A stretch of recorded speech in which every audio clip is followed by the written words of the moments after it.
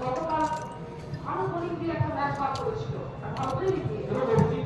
যে দুর্দান্ত একটা ইনিংস ছিল সেটা ভুলেও চলবে না তোমার 40 রানের বড় মতো ইনিংস এখানে